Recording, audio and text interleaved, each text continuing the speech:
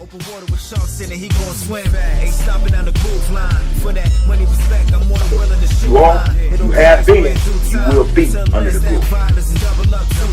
Hoover rules, young hoes, we fly shit. Stash box properly placed in the cockpit. Steady mobbing, no politics in the gossip. It's a groove man round here, nigga, watch this.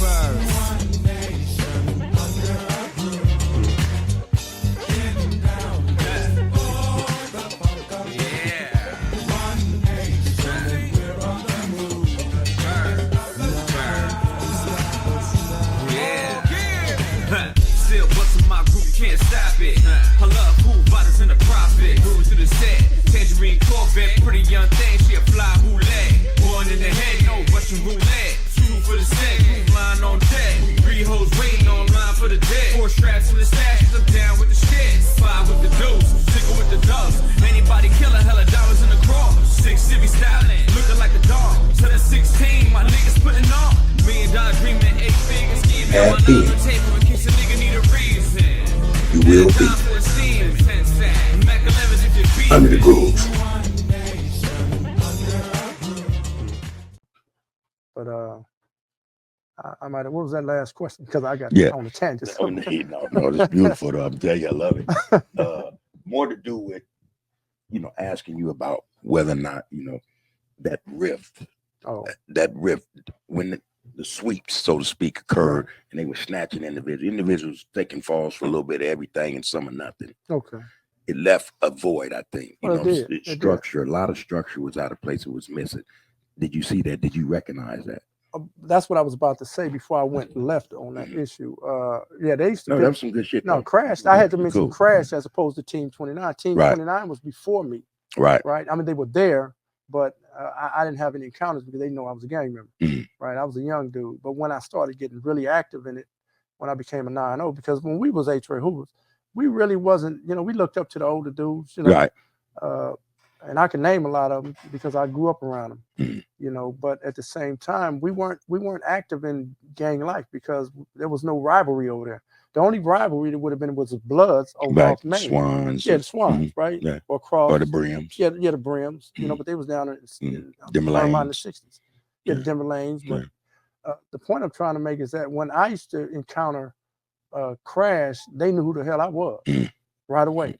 And they would chase me. When they catch me, them going straight to jail. They're going to take me to juvenile hall, LP. I rarely went to Central.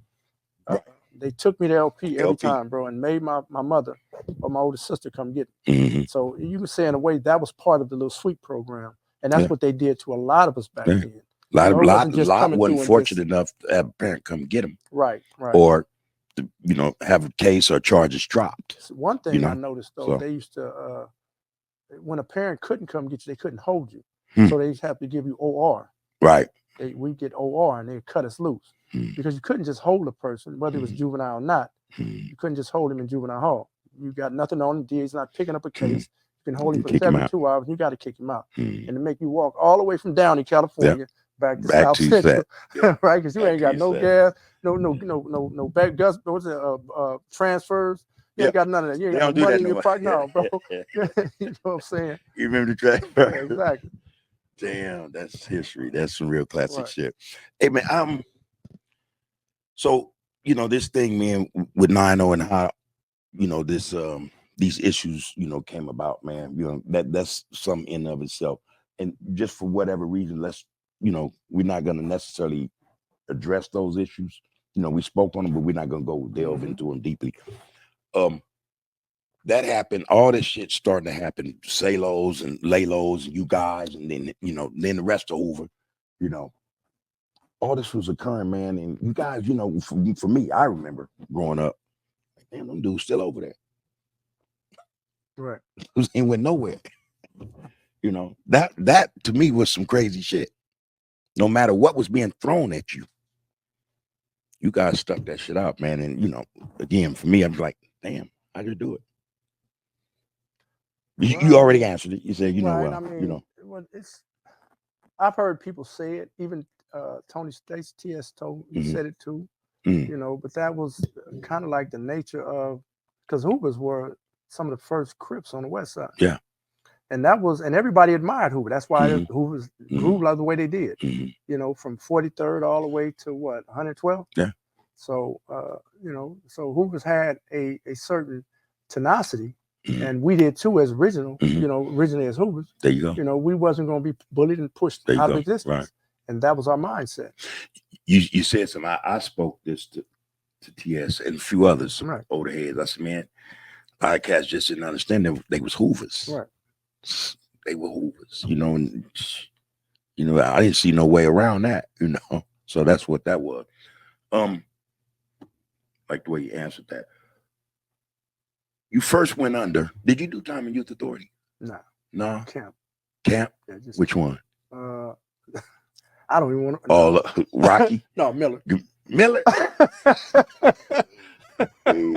You said Page. I'd be like, no, Miller, bro. Next Miller, to yeah. Miller. Miller. Let me throw that in there. So You know. how did that happen? What happened?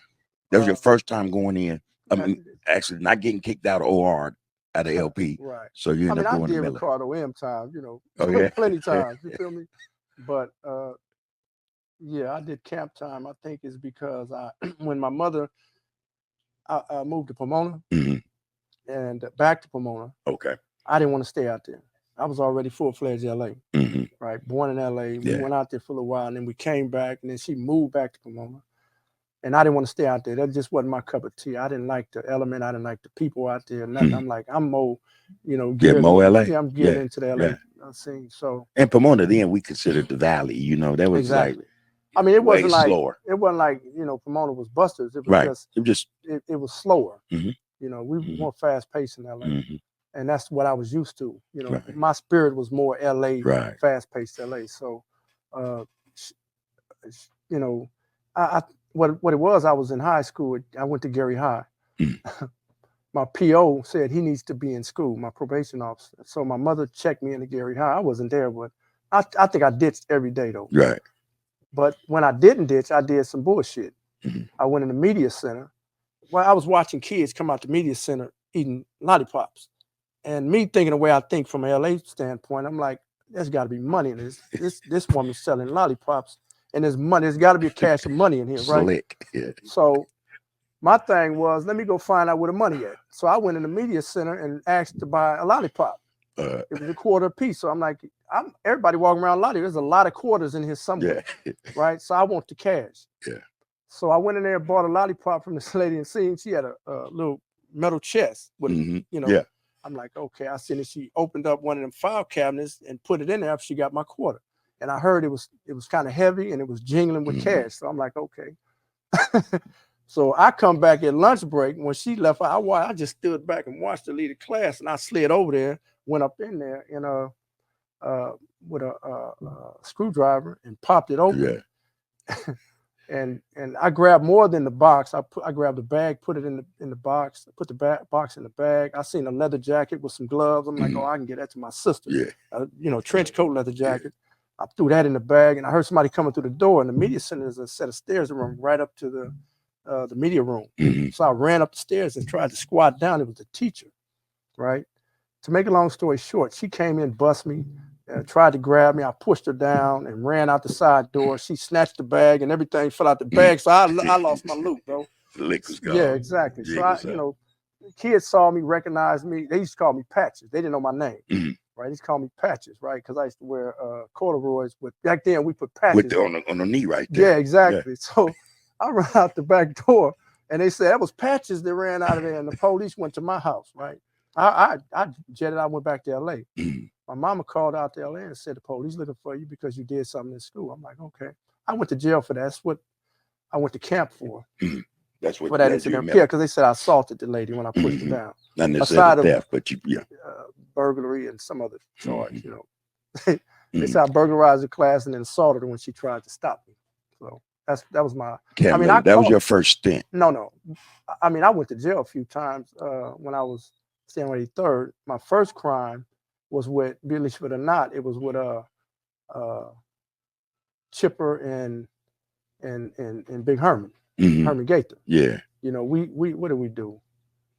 We was trying to break in some parking meters on 85th in Vermont. we went up there with a crowbar, and we trying to break in some parking meters, and the police hit the corner right there off Vermont 85th. Hit the corner. We took off running. Me and Chip got away. Herman got cracked. Right. Me and Chip was like a rabbit back then. Yeah. This fool was like, I swear to Jack God, Rabbit. he hitting fences, but I don't know how he got on top of that roof that quick, but he pulled me up, and the police ran back to looking in the trash for us. We got away. We was up on the roof, and when they left, they had Herman in the back seat. We got away. Somehow, they came to my house looking for. They already got Chip because he stayed up the street from me. He stayed on 83rd, right there behind the post office. I don't know if it's still there anymore. Yeah, it's still there. Yeah, but he stayed right there in that first house. And I stayed down the street in some bungalows on the right-hand side. And yeah, they came and got me. My second arrest was with, strange enough, Chip again and Wayne, Army Wayne. We stole some bikes off somebody's back porch on 84th, between 83rd and 84th. We went through the alleyway. And the people saw us and snitched and told they saw Wayne because Wayne stayed on the same street. And we all got busted. So, you know. Your prison stint, you did a lot of time, right? Yeah. Yeah. How much time you do? 40. 40 years. Yep. Man. How many you been home now? Close to 2. Man. Yeah. 40 years, man. So you must have touched every joint in the system. Almost. But High Desert, Centinela, and New Corcoran set up. I never went to either one of those, but everything else, I was there. You leave late 70s, early 80s? 82. 82. I got to prison 83. Man. 83. 40 years. Yeah. One of the little ones just came home. Did damn near 50. Who's that? Ajax. Oh, Ajax? Is that right? He's home? He just got out, yeah. Oh, okay. Damn near 50. I mean, that number, man, just, you know, I did some time, but that ain't shit compared to what you just said, Right, man, right. you know. That's a lot of time. Was that on the lifers? Yeah. You were lifer. Yeah. I was fucking up. I ain't Yeah. lying. Yeah. I was Yeah. I wasn't a good guy in there, bro. You know, I was Mhm. doing what I had to do to survive. Mhm. You know what I'm saying? It was what it was. Yeah. You know. What made you decide, okay, man, fuck this? Well, I need to get up out of It here. wasn't that. I'd have still been there had it Yeah. not been for the change in the law. Because I was That's how, exactly. no You shit. know, I mean, I slowed down a little bit, you know, to the point where I figured that if you go to court and the law has been changed, and like, you know, Tia said, I'm kind of with the law, legal Mhm. people. If you go in there with a lot of write-ups, recent write-ups, Mhm. then the judge can say, oh, he's still fucking up. Right. And I have the discretion to say, fuck him. Right. So I went with probably about 3, 4, 5 years clean. That's it. Yeah. I mean, they just want to see that there's a pattern of Right. good behavior, you know, because if your lawyer appeals and says, well, he has 5 clean years, he's been in college and blah, blah, Mhm. blah. And the judge was just irrational to deny him under this law. And the law, he'd probably find a clause in the law that says that even though the judge has discretion to deny you, right, the fact is that the more compelling aspect of the law is that did he commit the crime? Mm. And if he didn't commit the crime, or the DA can't prove that he committed the crime, then you got to cut him loose. Mm. Damn all that prison Everything else, yeah. stuff. Right. So that's how I got out. Man, when parole board, obviously. No, They probably wouldn't. I'd still be sitting there. I mean, the most liberal parole Commissioner. commissioners Yeah. wasn't trying to give me no love. None, yeah. No, it's like Yeah. It took a me fuck 4 up. tries. I had like 40-something write-ups, bro. I had 40-something How many points? 200, 3. I mean, you got guys that had more than that, but Yeah. I mean, 44. That's a lot. Yeah, it's a lot, bro. That's a lot. Each write-up is And what, then some were 6, staff 8 assaults, points? you know. Yeah. So it's like this. Oh, those are the worst ones. Yeah, exactly. So they see them staff assaults. This guy Yeah. like assaulting staff. Yeah. You know, he's still violent. Mhm. You dig? So that's what I think they were looking at a lot. You know. So you made it out at the 40, man. What's changed In what respect? with you? Oh, I mean, I'm older. That's it. No, a lot has changed, bro. You know, I mean, I don't see the world the way I did when I was a kid, when I went in. Different lens, right? Right, exactly. I mean, Yeah. if you come out with the same, I mean, I came out, people say, man, you know, but they didn't even know, a lot of people didn't know I was in prison. Mhm. They're like, how old are you? And I tell them my age, like, you do not look. I'm like, okay, well, I was in a pickle jar. Right. You dig? Sitting there They say, marinating. what do you mean? Mhm. And some Being people I tell preserved. them, yeah, some people I tell them some. I just take it what I'm telling you. I was in a pickle jar for a long time. So, but yeah, you know, your mindset is more developed, more mature. You don't, you know, I have a tendency sometimes to catch myself, you know, notwithstanding all the anger management they make you go through, even when Right. you get out. Right. If you're on parole wants you to, even though you got 30 certificates in anger management or whatever, they still want you to. They want you to turn flips. No, they want you to do it when you get out. Oh, yeah. Well, toe to kill. Yeah. They say we need you to commit to some anger management program, so we'll know that you didn't leave prison with a so-called calm personality. You get out here in a new environment, and now you just want to go crazy. Yeah. All right, so You're a real sociopath. yeah, but during your that 40 years, what did you accomplish? What did you do for you? well, I mean, In terms of development, you know, you said you know I read a lot. That's I read a that lot, it. bro. Yeah, I read a lot. You know, I mean, I was influenced by a lot of previous Black leaders that were assassinated Mhm. or that just died from natural causes. You know, like Frederick Douglass. Mhm. One of the first people I was influenced by was Malcolm X. Right. I was in the shoe with Kibori. I say Kibori. I don't. You know what I'm talking about? No. Swole. Oh, no. 7'4". Oh my God. Yeah, we was in the shoe together. Yeah, well, he was my neighbor. His Swahili name was Kibori. Swollen. Yeah. Yeah. Right. Yeah. Yeah. Swole. He was my neighbor, and he's the one that gave me Malcolm X's autobiography. Gave you the book. He didn't give it to me. You know, I had to give him a box of Ritz crackers and a jar of peanut butter to get it. Right? You paid for that. That's all I had. Yeah. I was about a week from discharging from the shoe on an assault. You know, we had a war going on back then. And I was not done reading that book, but I was fascinated with what I was reading. Right. And I told the brother, I say, man, hey, Kibori, I said, I'm finna leave in a week, bro. I don't think, and I was a slow reader back then. I was trying to absorb digesting that shit, right? Yeah. And he said, well, if you want to keep the book, then he said, that's an important book. I said, okay. He said, but if you want to keep that book, you got to give me something for it. I'm like, bro, I ain't got nothing. I said, what you want? He said, you got some canteen? I said, I got to look and read a little folks themselves, small as hell. Yeah. You know, probably about the size of this table. Yeah. But I'm looking around, I said, look, I got some Ritz crackers from a package and a jar of peanut butter. He said, it's been open? I said, no. He said, let me get that and let me get them crackers. I said, no problem. And that was it. I took that book to the line. I finished reading it, and I started running to the law library. Did you pass it on? Yeah, I did. Yeah. Yes, I did. And I started going to the library over there, and just because they limit how many books you can get, probably 1 or 2 or something. Yeah, 2. So I started stealing them. Yeah. You know, I'm like, hell no. I need Tuck this. them in the waistband. You know, if you don't have a TV in your cell, my TV was broke. So I didn't have a TV. And then sometimes you got shitty sellers that don't want you to mess with Don't the want TV. you fuck with this shit. Exactly. So I'm like, I'm in there reading under the compulsion that I can't touch his TV. So that's what inspired me to read a lot. You know, that book plus the shitty selly syndrome. You know what I'm saying? And I just started reading avidly, bro. And some of the things Malcolm X said about studying the dictionary, thesauruses and stuff like that, like improving your vocabulary, that also influenced largely how I started seeing things. You feel me? And I just went on. From that autobiography, I went from there to just reading autobiographies. You know, I don't care who it was. Who was by Douglas? It could have been A. Philip Randolph, Martin Luther King. So most of your literature was black. Black. At first, it was black, and then I realized that you just can't get stuck in Black history. That's right. Because then that biases you to other people's experiences.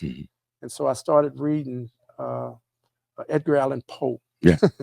You know, poetry. Very, not just that, but he wrote some very novels. Stories, Yeah. Very good short stories, and other writers, you know, that were white and that were ancient, in fact. You know, and and then I started writing books because I had accumulated so much knowledge. I'm like, what the hell am I gonna do with this? You know, so that was my next question, and I don't mean to jump in. I wanted. So you're an accomplished author. Yeah. Right. How many books? Right now, and I think I got about 13. 13 bucks. You wrote 13 bucks. Right.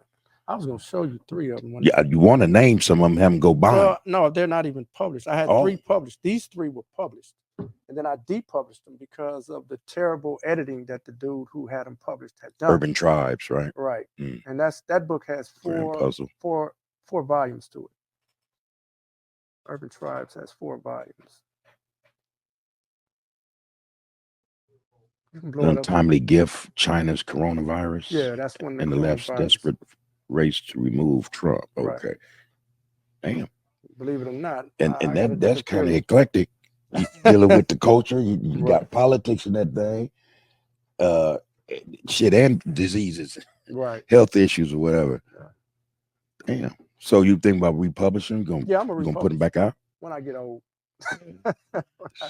When I get old and I'm not moving around too much. So we couldn't go pick that book up if we wanted to. I mean, if I found a decent editor who could edit it and I would like it once I finished reading it, I would say, okay, now it needs to be published. But this was published while I was still in prison.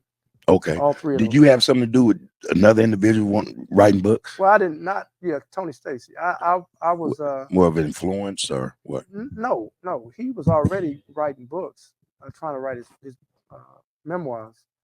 But he was also he knew that I was writing books, and so what he would do is he would ask me for my opinion. Okay. Right. Not just him, other people who have written books in prison. They want my opinion. So I guess it had some value to it. And I read, for instance, his introduction. He had a quite lengthy introduction to that book. And I told him, like, bro, too long. Yeah, way too long. I'm like, this is a book in itself, right? I'm not gonna say how many pages it was, but I broke it down from where it was to what I thought it was more reasonable, probably about 19 pages. You know, and that was still long for the introduction. That's long. But then he had a long story to tell, so his book was quite long. You know what I mean? So when you have a book that's 300, 400, 500 pages, you might have a long introduction, a prelude. You feel me? I want to ask you something. In terms of this platform, there are 4 phases that this platform, try to stick to adhere to. One is the story. You gave us a story, cool story, nice story. I enjoyed it. 2 is a cautionary existence. That's the second phase of it. 3 is redemption or atonement. And 4 is who's the real enemy. So we address your story. I like for you to, speak to this cautionary existence, this thing. For those that might be want to get into this life, you know what I'm saying, be a part of this culture, so to speak. What can you tell them, man, that can be helpful? Probably say to life. Don't do it. Simply that it? I mean, there's more to it. I mean, that's the short version. Just don't do it. I mean, I'm gonna be honest with you. My experience with our country and our culture, it's not just one culture. It's a multitude of cultures blended in, and it's at the end of the day, it's contaminated by everything that's bad about all these different cultures. You got people coming from countries that are poor as hell, and the crime rate is higher than any city in the United States. But they come here, right? And they bring what they experience there here. And so now, plus what we already deal with in Black America, I mean, everybody knows our history. It don't need to be belabored. Our ancestors were slaves and dogged out in the worst way. After that, we had segregation under Jim Crow laws and lynchings based on how white folks felt or where they caught you. You out of bounds, nigga, and all these types of things. So, and then I tell guys a lot, I'm like, look, we can't blame slavery and Jim Crow laws on what we're going through today, largely because we didn't experience it.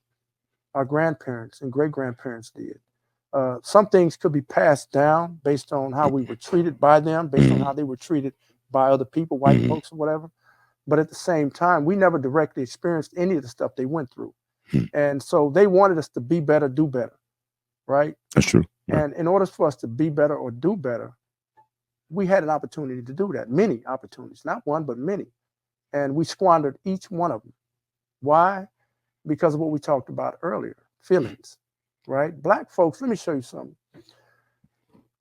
They've always wanted us to, remember back in the slave plantation, they wanted us to entertain, right? They were shuffling, playing the banjo, which was really the banjo that came from Africa. A lot of people don't know that. It was the banjo, it wasn't the banjo. That's what white folks turned it into. But they want us to be dancing and singing. And what do we do today? Where do we get our money from? Entertainment. So we got integrated into the entertainment world because this is what they always wanted us to do. And so I don't give a damn if it's basketball, football, singing, rapping, dancing, whatever the hell it is. We're steeped in entertainment. That's where our long-term money comes from. And so we're influenced by the media more than anything else, right? Because we're often that Hollywood mindset. And so when the media says something that's relevant to somebody whose mindset is deeply steeped in entertainment, it sticks and it influences. So somebody like LeBron James can get out there and say something real political, incendiary political, and influence a lot of people because they like him because he's an entertainer, because he's a basketball, he's popular, he has a lot of money. And that's where our mind tends to go often because of the entertainment orientation of our thinking, bro. You feel me? And that's where we go wrong at, rather than being independent. You know, I'm not a part of any party. I tell black, I'm not even trying to change the world, to be honest with you, right? If what I say or what I do has an influence on people, then that's fine. That needs to happen. I'm not a role model. And if I am, let somebody else say it based on what they've seen. But I'm not going to ever call myself a role model, okay? But I think that we go wrong because we have a tendency to believe in the wrong things, you know, and that's where we mess up, you know. Okay, so I take it then you're saying the caution would don't do it. Yeah. Just leave life alone. Keep it simple. Yeah. Keep it simple. Just don't do it. I mean, with some caveats, of course. You throw them in there. Yeah, it might be them caveats they need to hear, you know what I'm saying? Other than, don't do it. Well, you throw something out there. I can expound a little bit. How much time we got? We ain't got a lot. That's okay, we're talking so, in terms of atonement, can you speak to that? Have you atoned? Yeah, I did that a long time ago. You've done that. Yeah, but obviously, you know, anger management plays a role in how you move forward. But at the same time, this is not a society that allows you to not be angry. So while you're trying to manage anger every day, probably every hour of every day, there's things that will try to make you angry. And so that's explosive, bro, because the imploding factor of the anger that you're dealing with all around you is that you're trying to keep from exploding. So you're really hurting yourself on the inside because you don't know how to deal with it. You dig what I'm saying? So, you know. The fact that you've written 13 books, all right. You know law. Right. Criminal. Civil, criminal. Civil too. Family, all of it. Just not corporate. Not corporate yet. Not corporate. I'm gonna get off into that. Not yet. I think in and of itself is sort of like it's an atonement. You know what I mean? Right. You utilize something to benefit. You know, you can give back. Right. Based on what you've learned. You know what I'm saying? There's something, you know, you might not want to do that, but the fact that you said, hey man, I did this, that, and the third, that's enough, you know, for somebody here like, damn, you did that. Let me go read Malcolm X. Let me get, you know, sharing your story. That's atonement. You spoke on this, and I'm gonna ask you anyway. I ask you again, who's the real enemy? Who's the real enemy? Who's the real enemy? I'm gonna be honest with you. It's not brothers in the streets. I don't consider cats. To me, the enemy is what you feel rather than what you know, because what you think you know tends to, if you really knew it, and I don't want to sound philosophical, I'm being real, you know, it always goes back to the feelings of black folks, bro. The feelings. Again, the orientation of entertainment that influences how we operate. right? Mm. Entertainment is feeling. Mm. What do they say about black music, soul music? What do they say about soul music? You feel it, right? Uplifting and a whole lot of Uplifting, stuff. and when you go to church, you feel the The spirit. gospel, and all that. We're feeling people, Mhm. but we don't know how to manage that and turn it into a power that becomes intelligent. Hmm. A lot of us are smart, but we need to turn that energy that is largely how we feel into an intelligence that allows us to move forward as a people. So until that happens, and I don't see it happening in the next 100 years, that's just my thinking because of what's going on. You know, I mean, I'm out here in these streets, bro, and Mhm. I'm in San Bernardino, and any given time of the day, it can be daytime, it can mostly at night, say 12 o'clock, 1 o'clock in the morning. Mhm. I see zombies walking around out there, bro. Mhm. That's sad, but it's true. I was at Walgreens the other night about 1 something in the morning. I went to go get a Red Bull and some chips and some tissue. It was about 1 something in the morning. And everywhere I looked, I saw people just milling around at 1 in the morning, bro, pushing baskets and strollers and you know, blankets on them. And I'm like, this is not what I left when I went to prison. I didn't see this except on Skid Row. Right. But in the city areas, you didn't see that, bro. Right. It's shameful, you know, and people act like they don't see that because it's so normal. It's become normalized. It's normalized, yeah. You dig what I'm saying? Right. And that's the shame of this nation. You know, you could talk about anybody in any nation, but look at your own. You know, what are we doing to correct that problem? Literally zombies. People walk, you know, like that movie, The Walking Dead. Yeah, The Walking Dead. And that's what I'm looking at. I'm just looking around, bro. They crossing the street. They in the middle of the street. They walking down the middle of the street, pushing a basket. They coming out of. I'm like, damn, this at 1 in the morning. They have nowhere to go. Ooh, I'm sure we've all seen them too. Yeah, we've all seen them. Me and my wife talk about it. We had one sleeping outside our gate, one scared shit out of me. What the fuck? What you doing right here, man? Thought he was dead or something. Hey, man, you got to go. Mm. Yeah. Okay, so the feelings. Our feelings is our worst enemy. That's the enemy. So. I believe so. Yeah. That's what I believe. Okay. I think these feelings also lead to a lot of the violence. Because you say something to somebody, say for instance a gang member say something to another gang. They might be cool, but he say the wrong thing, all of a sudden they're not cool anymore. Yeah. And that can lead to war. Right? Okay, you shot my homie, now we need you to, but they ain't gonna do it. Now you got dudes who was once cool at war with each other because somebody got shot because one dude said the wrong thing to the other dude and he shot him. You dig? So feelings. Okay. I'm gonna take that's a different perspective too. Right. To date. That's one of the different perspectives I heard. One of the best, actually. All right, man. It's been an honor. You know, I appreciate you coming to the podcast, man. You know, enlightening us, man, with your experience, man, your story. It's gonna go over well, I'm pretty sure. You know, I'm pretty sure like has to know use this intelligence. Smart brother. All right. So that being said, man, you want to send some shots out to anybody? Anything you want to say to somebody, man, before you go? Not really. I mean, the cats, you know, who knew I was coming here. Yeah.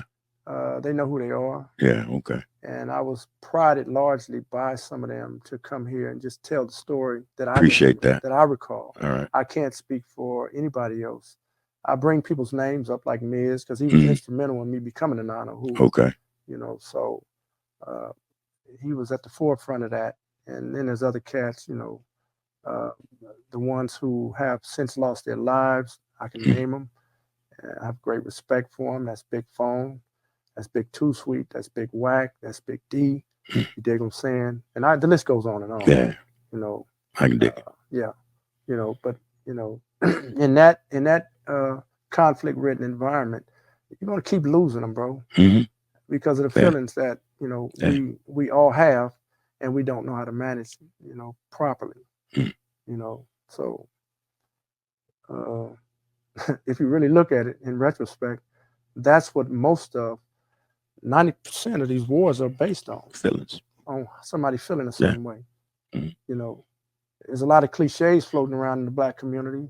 That's how you feel. You know, and there's a bunch more. I can name them, but we don't have time. But you know what I'm talking about. You know, so just based on feelings, man, we commit some of the most heinous crimes against ourselves. Let's get out these feelings. Exactly. Let's get out of these feelings. So this is Big C-Rap, OG 90 Neighborhood Crip, man. I appreciate you being here, man. I appreciate the brothers who spoke with you, prodded you along, got you up here, man. Right. Thank you guys. My shots out, man, going to those I normally give shots out to. Big Bam from Compton. Much love and respect as always, man. Kilowatt, Harlem, Rolling 30 Crips. That's my guy. Lil Spike, 8-Tray Gangster, man. Much love, homie. T-Rail and Smack, man, keep doing y'all thing, man. You know, you guys appreciate it, man. Milk, do your thing, man. We'll holler. And China Man, love your show, man. Love your show. Keep doing what you're doing. That being said, man, you are, you have been, and you will be Under the Grove. Peace. Trade folks, 7-Eleven, the Deuce and the Nine. You have been, you will be Under the Grove. But we ain't game banging. This is about education. We're trying to educate our youth right now. Nigga, hey. Said day is the best day. Slip walking across the floor in the best way. From Trey to the one way. It's a stump day. LA to the NY. Let this funk play. Back in them days, it was love, loyalty, respect, and honesty. That's my nigga Gumby right Nowadays, there from the know, deuce, bitch. That's my ex-busters, nigga hooks, and Rico snitches turning put up on the deuce, bitch. pedestals That's and my nigga ventilators. Say lows on that Hoover shit. HIP, Tiny Moon, one of the hardest poets I ever heard connected with this star shit. Hey, baby Jap and Jap 5, quick to set it off on the mic in the shack live. When the shit get real and feel, because the wheel, and then you will see. You sitting up in that motherfucker, looking at that light sim, that death sim. Then they run into a witness stand, telling on their own homeboys. Hoover stomp, all night like this. Hoover stomp I know like trouble. I that. know how to start them BS. No trouble. Looking for me. Leave me alone. I'm a New York nigga in the Pacific Sun. I say West Side Hoover if you ask where I'm from. Finest California run, still infusing my lungs. All about my bread, I ain't leaving. Understand the end game. What's your end game? What's your purpose? Keep one in the head or I don't need a gun. I'm with Hawk on Hoover Street with a low ass jump. Hopping down Figueroa with a whole selling cunt. Grooving like this, come second to none. Grooving like Scone Young, grooving like Booker Bone. I'm bad to the bone.